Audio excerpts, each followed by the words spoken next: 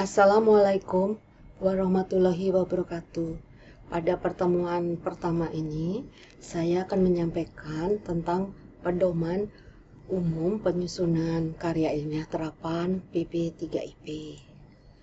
Pasis DP1 BP3IP wajib mematuhi pedoman penyusunan karya ilmiah terapan yang diterbitkan oleh BP3IP.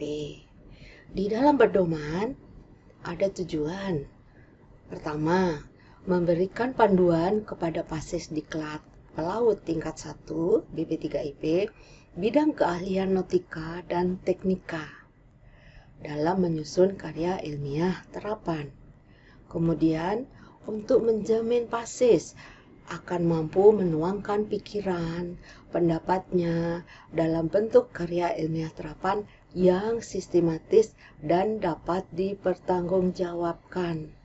Kemudian, yang terakhir, Pasis mampu mengidentifikasi, kemudian merumuskan dan menganalisis, serta memecahkan masalah sesuai dengan bidangnya secara ilmiah. Dan di dalam pedoman juga diatur ketentuan umum. 1. Karya ilmiah terapan untuk memecahkan suatu permasalahan dengan landasan teori dan metode ilmiah. Kemudian, karya ilmiah terapan itu nantinya berisikan data, fakta, dan solusi suatu masalah yang diangkat dalam bidang ilmu terapan dan harus diselesaikan. Kemudian, dalam penyusunan karya ilmiah terapan, Pasis akan dibimbing oleh 2 orang sebagai pembimbing materi dan pembimbing teknis. Pasis wajib membuat sinopsis atau proposal yang diajukan untuk mendapatkan persetujuan judul dari pembimbing materi dan teknis, dan kemudian akan disahkan oleh kepala seksi pengajaran.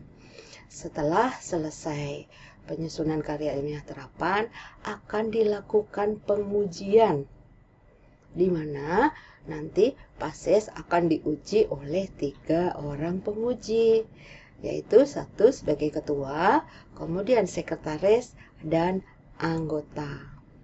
Ini proses penyusunan judul karya ilmiah terapan di B1.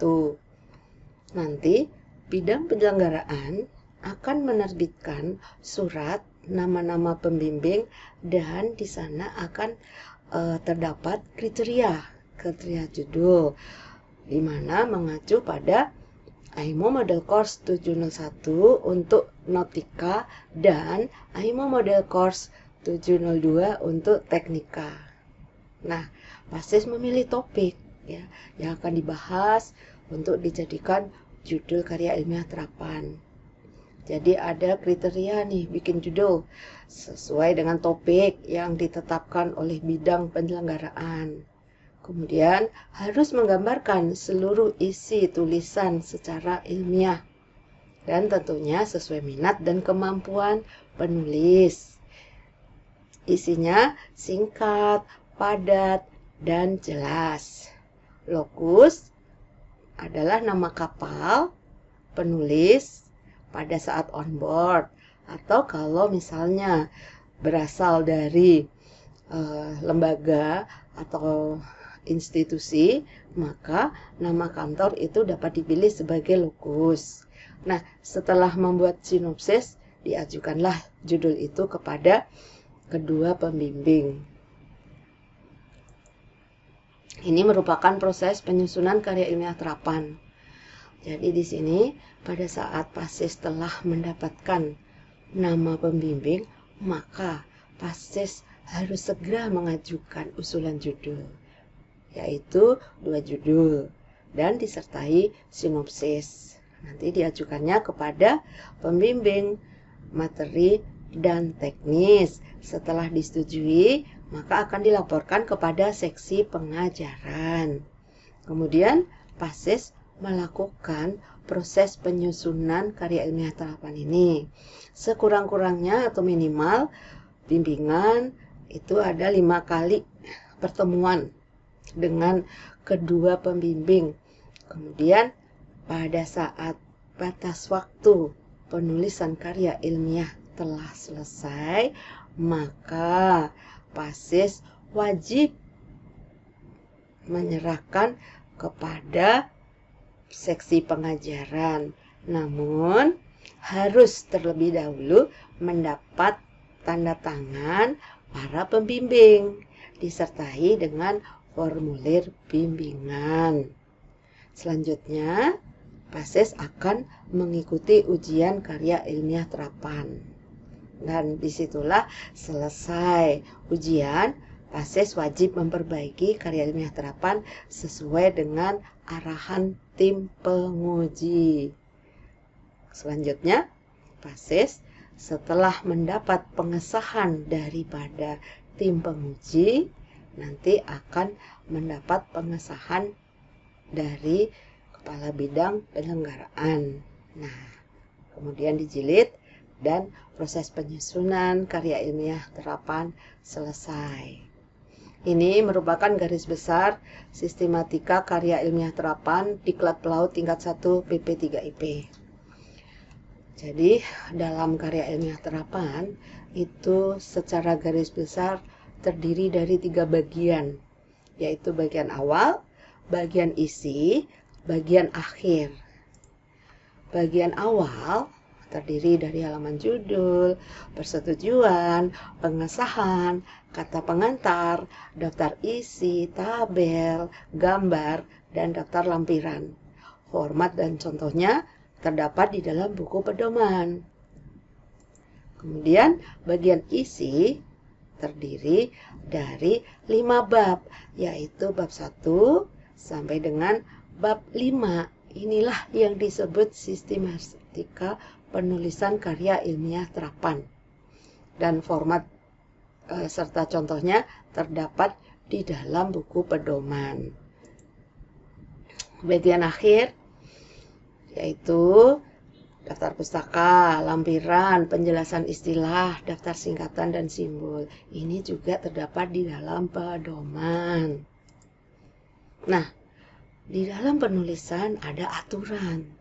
Salah satunya aturan penggunaan bahasa. Wajib berpedoman pada PUEB, yaitu apa? Pedoman Umum Ejaan Bahasa Indonesia yang tertuang dalam Peraturan Kementerian Pendidikan dan Kebudayaan Nomor 50 Tahun 2015. Nah, ini juga format diatur. Nah, di sini coba dibayangkan penggunaan kertas ukurannya A4. Kemudian batas kiri 4, batas atas, kanan, dan bawah 3 cm. Kemudian hurufnya atau font Arial, size-nya atau ukurannya 12, spasinya 1. Nah, nanti juga dapat dilihat di dalam pedoman. Jadi ada aturan penulisan bab dan subbab. PP3IP menggunakan sistem numeral. Jadi pada saat judul bab itu angka Romawi besar. Kemudian subbab seperti misalnya ini bab 2 landasan teori. Kemudian subbab tinjauan pustaka. Ini subbab A ditulis dalam bentuk huruf besar. Selanjutnya selang-seling angka, huruf, angka, dan seterusnya. Nanti juga dapat dilihat di dalam buku pedoman. Jadi demikianlah secara garis besar pedoman umum penyusunan karya ilmiah terapan PP3IP. Untuk lebih detailnya, Bapak Ibu PASIS dapat membaca dan mempelajari materi yang telah saya bikin dan ada di e-training. Kemudian juga dapat membaca langsung di dalam buku pedoman. Terima kasih.